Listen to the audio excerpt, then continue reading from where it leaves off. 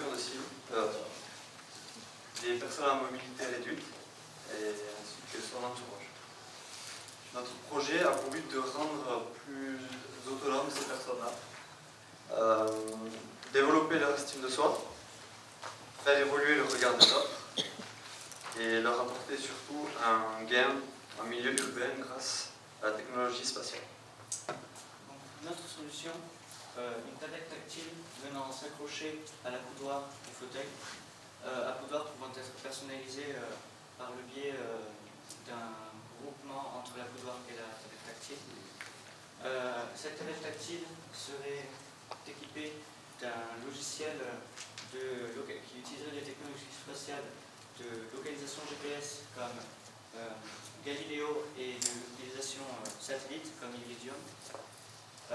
Mais le but de l'application serait de localiser la personne, de lui proposer un itinéraire adapté à son handicap, mais aussi de prévenir les secours en cas de problème, aussi de se divertir avec notamment de la musique par exemple, ou si un obstacle n'a pas été informé de l'application, envoyer une alerte qui mettra à jour la carte et avertira tous les utilisateurs utilisant l'application.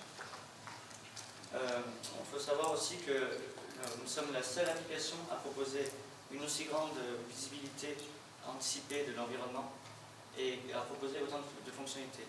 Donc aucun brevet n'a été déposé sur cette technologie, donc nous allons en déposer un.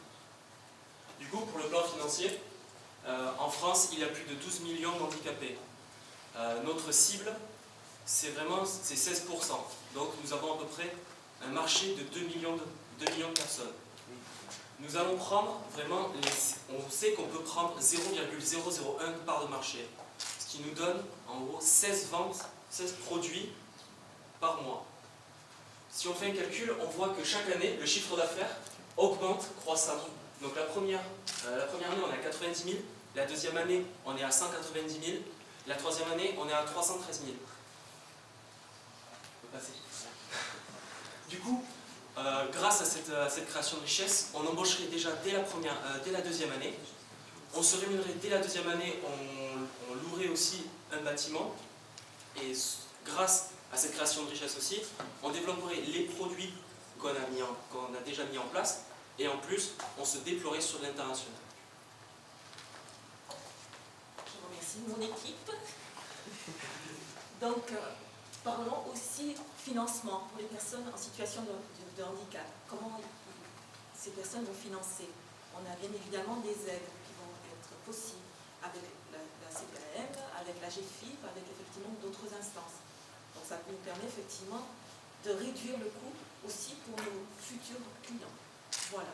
Merci à vous.